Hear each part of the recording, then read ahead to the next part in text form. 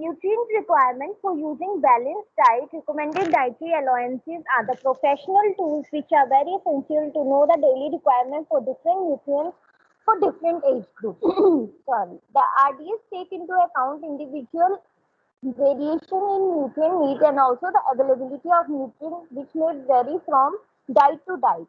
RDAs are considered daily food guide for meal planning, so it provides guidelines regarding amount of nutrients to be actually consumed in order to meet the requirements of the body. RDAs are based on gender, age, body size, type of activity, and physiological state. Diseases and drugs prescribed for treatment can alter the requirement for one और मोर nutrients. तो recommended daily allowances में क्या है, इसमें क्या होता है, इन्होंने ये बताया है कि जो हमें बैलेंस डाइट यूज करनी है उसके लिए जो हमारी आरडीएस हैं they are working as a professional tool, जिसमें क्या होता है कि हमें ये पता लगता है कि हमारी डेली की जो रिक्वायरमेंट है हमारी न्यूट्रिएंट्स की वो कितनी है। और इट वेरीज फ्रॉम, ये तुम्हें पता है कि हर एक इंडिविजुअल अपना अलग होता है, तो उसकी जो डाइटरी अलाउंसेस होती हैं या उसकी जो डाइटरी रिक्वायरमेंट्स होती हैं वो डिफरेंस होती हैं। अब कोई मेल है, अब कोई और या फिर कोई फीमेल है, तो उन दोनों की जो डाइटरी अलाउंसेस होंगी या डाइटरी जो रिक्वायरमेंट होंगी रोज की वो कभी भी सेम नहीं होंगी। Not only the male and female but also the female and female के बीच में भी अगर तुम देख लो तो दोनों की रिक्वायरमेंट कभी भी एक जैसी नहीं होती। It depends on, it very from person to person. तो आरडीए ने क्या बोला कि उन्होंने बस हमें एक ऐसा प्रोफेशनल टूल दे दिया जिसकी वजह से हम ये देख सकते हैं कि हमें कौन सी कितनी हमें डेली न्यूट्रिएंट्स हमें उनकी रिक्वायरमेंट है। और मेनली आरडीएस जो क्या करते थे वो हमारी एक मील प्लानिंग करते हैं। मील प्लानिंग मतलब कि कितनी मील्स हमें पर डे हमें लेनी है और कितनी मील्स हमें उसमें हमारी न्यूट्रिएंट्स कितनी होनी चाहिए और जो हमारी कितना हम कंज्यूम कर सकते हैं जो मेनली हमारी बॉडी की रिक्वायरमेंट्स को पूरा कर सके। तो जो आरडीएस है उन्होंने बोला कि ये जो होता है डाइटरी अलाउंसेस जो होती है it is based on the age, gender, body size, type of the activity and the physiological state. It depends on कि पर्सन की एज क्या है, जेंडर क्या है, बॉडी साइज क्या है, टाइप क्या है और फिजिकल एक्टिविटीज पेशेंट कर रहा है या सीडेंटरी लाइफस्टाइल है। तो it depends on person to person कि उनकी लाइफस्टाइल कैसी है, उनका जेंडर कैसा है, वो सब पर्सन टू पर्सन क्या है डिपेंड करता है। Then next comes to man require a wide range of nutrients to keep himself healthy and active. The information of physiological requirements of nutrients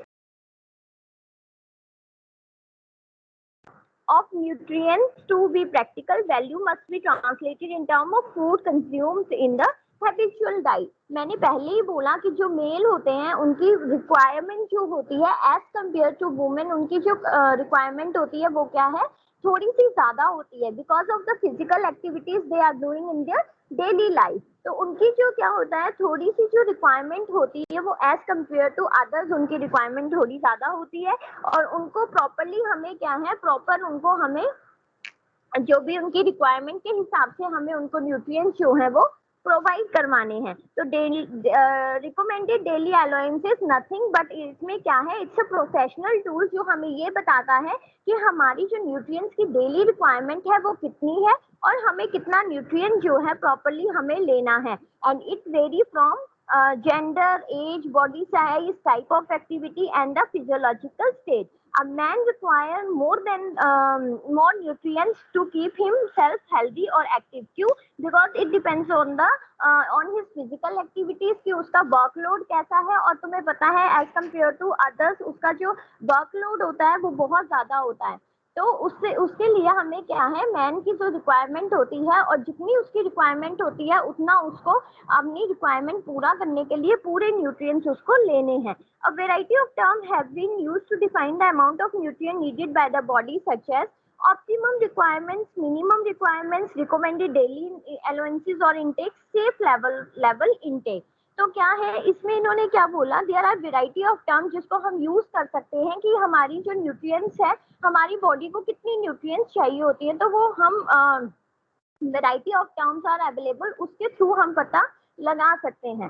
तो उसमें क्या आता है हमारा, फर्स्ट उसमें आता है कि ऑप्टिमम रिक्वायरमेंट्स। हमें पहले ये देखना है कि ऑप्टिमम रिक्वायरमेंट्स कितनी है, कि ऑप्टिमम मतलब मैक्सिमम रिक्वायरमेंट जो एक पर्टिकुलर पर्सन की है, एक पर्टिकुलर इंडिविजुअल की है, वो कितनी उसकी पर्टिकुलर रिक्वायरमेंट है। तो पहले हमें वो देखना है। देन मिनिमम रिक्वायरमेंट, कि उसकी मिनिमम रिक्वायरमेंट कितनी है, कि वो कितना ले सकता है, उसकी मिनिमम रिक्वायरमेंट कितनी है। मिनिमम रिक्वायरमेंट लेने के लिए मतलब जैसे कि अब डेली बेसिस में हम देखते हैं तो उसको कितनी न्यूट्रिएंट्स की रिक्वायरमेंट हो सकती है, या कितने न्यूट्रिएंट्स उसको कंज्यूम करने हैं, जिसकी वजह से वो अपनी हेल्दी लाइफस्टाइल को जो है वो हेल्दी लाइफस्टाइल जो है उसका एक मतलब हो जाए। देन आता है रिकमेंडेड डेली अलाउंसेस। क्या हम प्रोफेशनल टूल्स यूज करके हम अपनी डाइट को और हमें कितना इंटेक करना है हम उसको भी देख सकते हैं। Then next comes to safe level intake, कि हमें हम जो भी इंटेक कर रहे हैं, वेदर इट मे बी वो कम भी हो सकता है, ज्यादा भी हो सकता है, पर जो भी हम कर रहे हैं वो हमारा क्या होना चाहिए, प्रॉपर होना चाहिए, सेफ होना चाहिए। ऐसा नहीं है कि तुम बहुत ज्यादा ले जा रहे हो और वो जो है वो तुम्हारे लिए बिल्कुल भी सेफ नहीं है, तो उन न्यूट्रिएंट्स का लेने में कोई फायदा नहीं है, न्यूट्रिएंट्स को लेने में कोई फायदा नहीं है। देन आता है out of these the term RDA has widely accepted. International organisation जैसे कि हमारी फूड एंड एग्रीकल्चर ऑर्गेनाइजेशन है एंड डब्ल्यूएचओ है, उन्होंने क्या किया था, इस एक्सरसाइज को भी ग्लोबल स्केल पे उन्होंने शुरू कर दिया, ग्लोबल स्केल पे, कि जो आरडीए टूल है उसको हम कहीं पे भी यूज कर सकते हैं। तो उसको हम जब यूज करेंगे तो it will be helpful for every person, कि वो अपनी न्यूट्रिएंट्स की रिक्वायरमेंट को क्या करे, उनको सॉल्व कर सके, और जितनी उसको पर्टिकुलर डे में रिक्वायरमेंट है वो अपनी उस टूल को यूज करके वो उतनी रिक्वायरमेंट या उतनी न्यूट्रिएंट्स अपनी डाइट में प्रॉपर ले सके। Then next comes to definition of RDA. There are so many definitions they have given.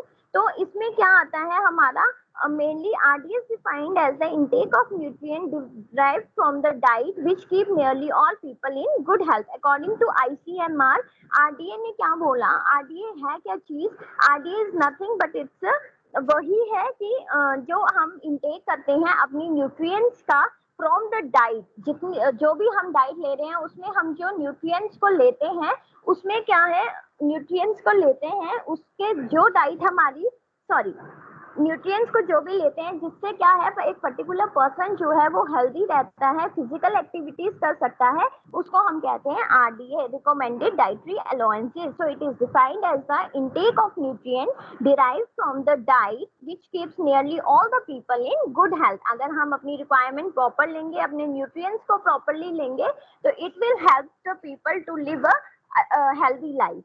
Then आता है हमारा RDA is defined as the amount of requirement present in diet which satisfies the daily requirement of nearly all normal individual in population.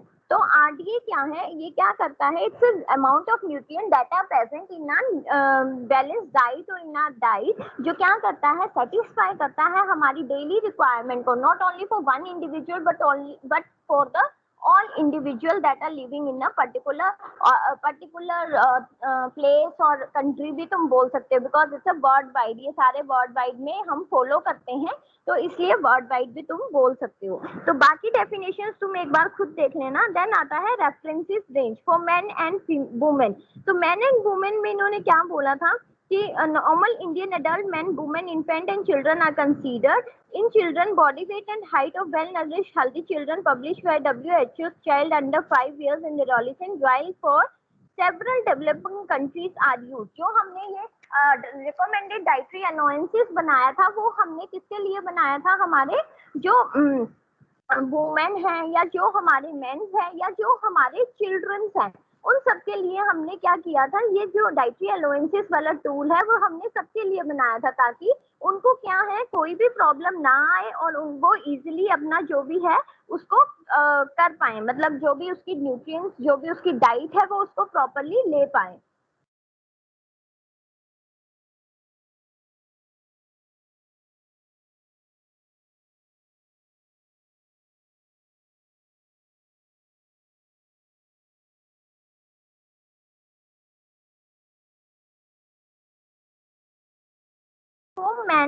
man is between 20 to 30 and weighs 60 kg. He is from disease and physically fit for active work.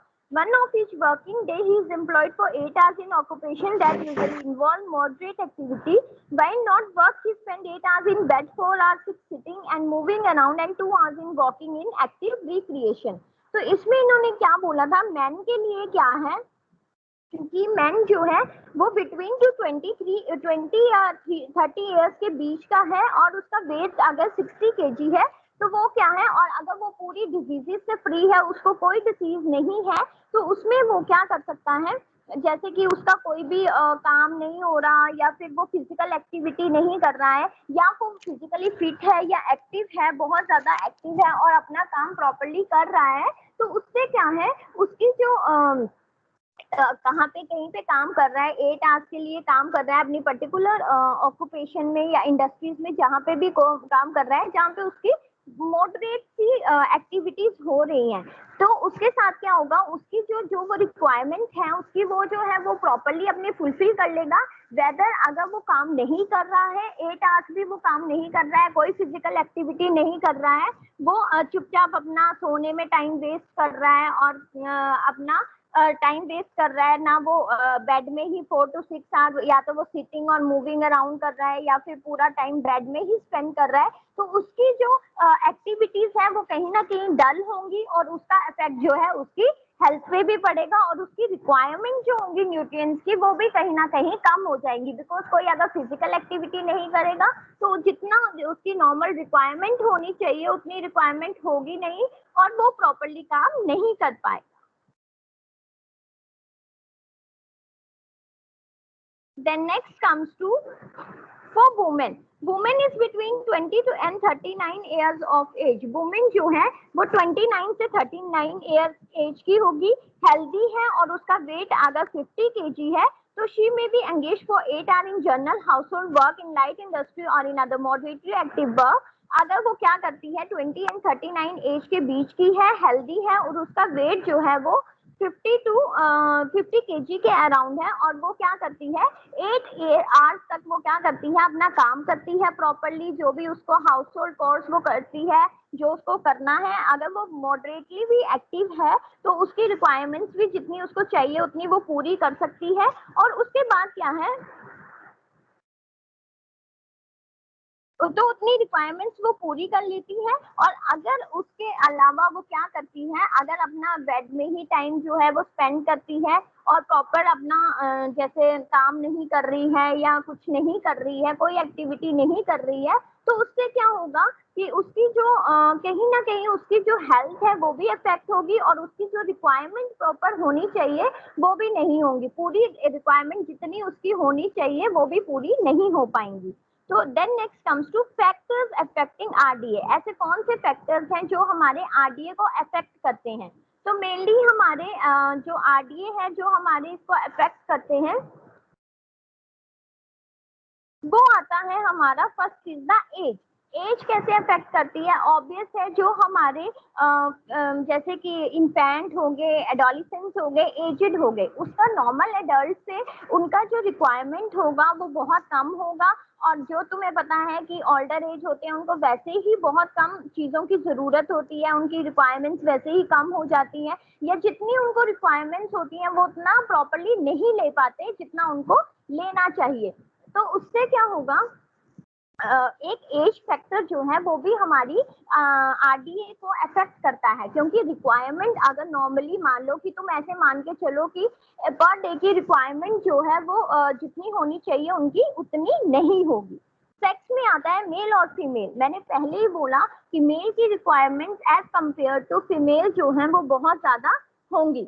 Mails की जो requirement है वो female से ज्यादा क्यों होंगी, because उसमें क्या होगा कि मेल जो है तुम्हें पता है ज्यादा फिजिकल एक्टिविटी करते हैं, अगर वो ज्यादा एक्टिविटी करेंगे तो उससे क्या होगा उनका जो रिक्वायरमेंट होगा वो भी कहीं ना कहीं ज्यादा बढ़ जाएगा।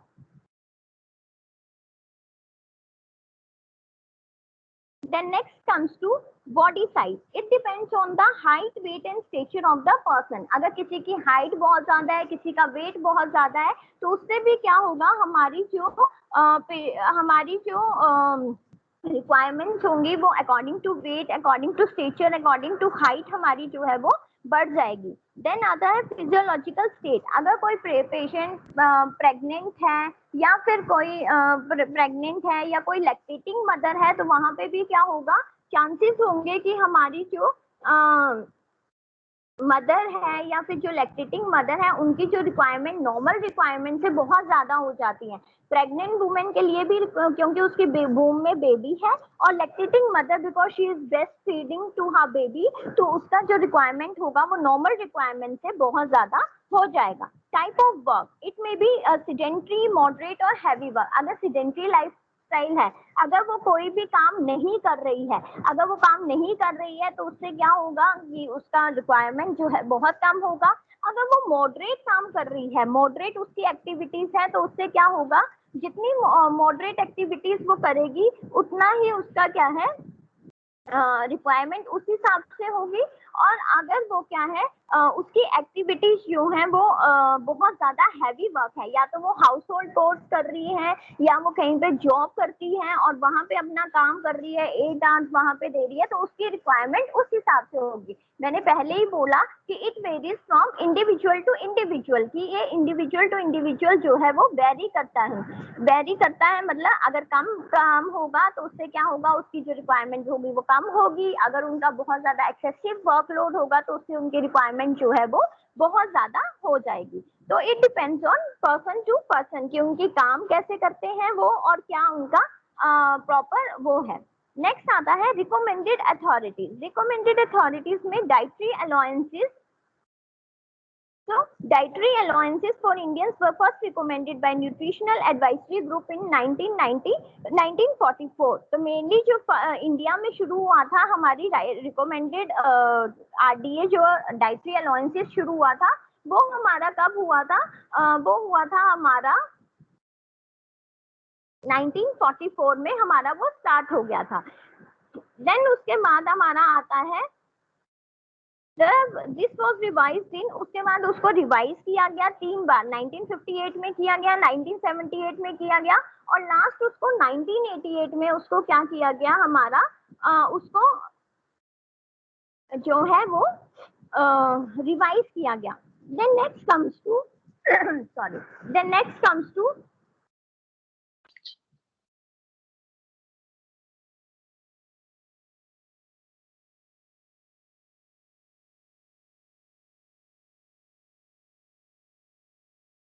okay, so next comes to recommended dietary allowances for specific nutrient are protein allowances recommended is about 1 gram per kg per day। तो इन्होंने क्या किया, जब वो एक एक्ट बनाया उसमें क्या किया उन्होंने पर्टिकुलर रिकमेंडेड डाइट जो थी वो हमें बताई कि हमें प्रोटीन्स कितने लेने चाहिए अपनी डाइट में, हमें क्या क्या एक्टिविटीज करनी चाहिए, हमें कौन कौन सी बैलेंस डाइट बनाने के लिए क्या क्या चीजें, किन चीजों का हमें एक्सेस में यूज करना चाहिए एंड किन किन चीजों का हमें जो है वो क्या है नहीं यूज करना चाहिए।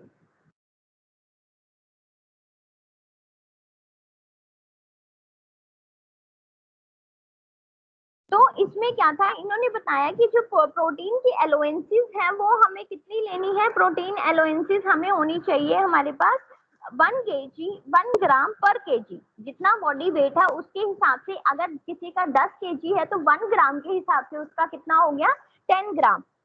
तो according to weight per day हमें वो लेना था कि जितनी हमारी बॉडी की रिक्वायरमेंट होगी उतना हमें क्या है प्रोटीन उतना हमें लेना है। Then next comes to since Indians are predominantly vegetarians, this protein is derived from a mixture of vegetable food. Protein of animal origin have superior biological values as compared to vegetable protein. तो mostly तुम्हें भी पता है और हमें सबको पता है कि जो हमारे इंडियंस होते हैं मोस्टली दे आर वेजिटेरियंस। तो वेजिटेरियंस में they can get protein easily from every vegetarian food, जैसे वो ग्रीन लीफी वेजिटेबल्स होगी और वेदर वो क्या हो गया हमारी कोई भी वो हो गई फ्रूट्स हो गए, तो उन सब में वो क्या है इजीली उनको क्या है हमारी जो ये प्रोटीन्स हैं वो मिल जाती थी। प्रोटीन्स कितनी भी मिले पर इनके अकॉर्डिंग हमें जो प्रोटीन लेनी है वो टोटल कितनी लेनी है, 1 ग्राम पर mg पर डे हमें वो लेनी है, 1 ग्राम पर केजी पर डे हमें लेनी है।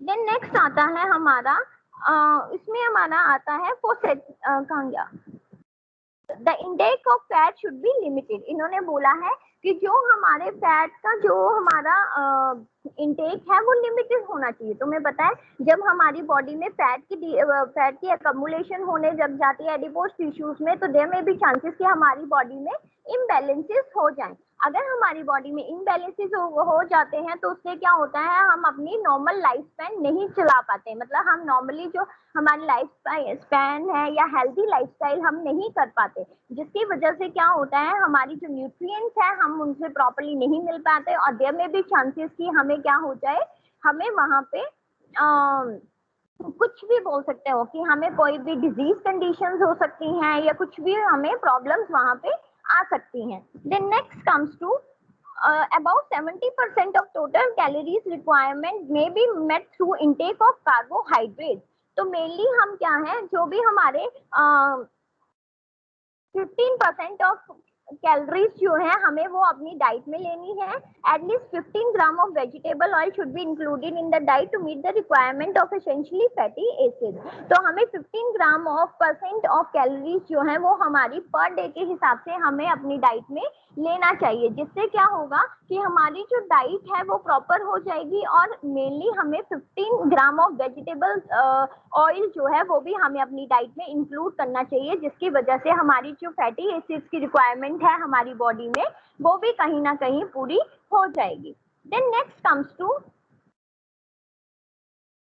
next comes to about 70% of total calorie requirement may be met through intake of carbohydrates। तो 70% of total calorie जो होती है उसकी requirement हमारी बॉडी में होती है और उसको हम मीट कर लेते हैं थ्रू, अगर हम अपनी डाइट में कार्ब्स को प्रॉपर अमाउंट में लेते हैं तो हम उसको अपनी रिक्वायरमेंट को पूरा करने में वो हो जाते हैं, we are able to complete our requirement. Allowance of phosphorus is not mentioned since most of the dietary ingredient are rich in phosphorus। तो phosphorus की जो है इसमें RDA की अथॉरिटीज ने उसको उसमें इन्वॉल्व नहीं किया था, तो उसको इन्वॉल्व नहीं किया था जिसकी वजह से क्या है कि फॉस्फोरस की रिक्वायरमेंट हमें इतनी जरूरत नहीं है, पर जो हम डाइट लेते हैं उसमें हमारी जो उसकी रिक्वायरमेंट हो जाती है वो रिक्वायरमेंट होती है वो हमारी यहाँ पे पूरी हो जाती है। तो नेक्स्ट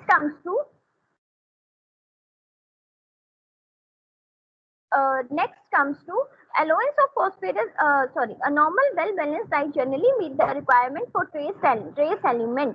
जैसे कि अगर हम मैग्नीशियम लेते हैं, Cu क्या होता है, BSc Cu क्या होता है, copper. I2 tell me fast, I2 iodine. I2 iodine होता है, are you sure? Ma'am iron.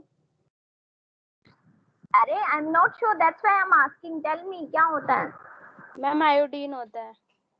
Okay iodine. सो क्या है हमें जो भी मैग्नीशियम कॉपर आयोडीन हम लेते हैं उनसे जो ट्रेस एलिमेंट्स है अगर हम उनको अपनी डाइट में लेते हैं तो उससे भी we are able to meet the requirement, daily जो रिक्वायरमेंट है हम उसको मीट कर पाते हैं। देन आता है vitamin A found either in as retinol और beta carotene in the diet. तो विटामिन ए भी हमें प्रॉपर अपनी डाइट में मिल जाता है। और उसके बाद हमें आता है नेक्स्ट आता है हमारा नेक्स्ट क्या है, vitamin D is found in the body. Vitamin D तुम्हें पता है हम अपनी डाइट में लेते हैं प्रॉपर, और वो कैसे लेते हैं, विटामिन डी कैसे मिलता है, हम दूध पीते हैं, जो भी डेयरी प्रोडक्ट्स लेते हैं उससे विटामिन की जो डी की रिक्वायरमेंट होती है वो हमारी बॉडी में पूरी हो जाती है। देन आता है हमारा नेक्स्ट हमारा आता है इसमें है the requirement of B1, B2 and B3 related to the calorie intake of the person. तो विटामिन B2, B3 और इसके जो हम लेते हैं इससे क्या होता है हमारी जो भी हमारी रिक्वायरमेंट्स हैं वो हमारी पूरी हो जाती हैं। और ये तुम्हें पता है कि हम नॉर्मली जो है वो अपना लेते हैं। रिक्वायरमेंट जो है विटामिन B1 हो गया, B2 हो गया, B3 हो गया, ये नॉर्मली हम अपनी उसमें डाइट में जो है वो लेते ही लेते हैं। सो ओके, आज हम यहीं तक करते हैं, फिर नेक्स्ट कल हम शुरू करेंगे। अंडरस्टूड? समझ आया? Yes ma'am. अगर नहीं भी आया होगा तो एक बार मुझे बता देना, तो फिर हम दोबारा से डिस्कस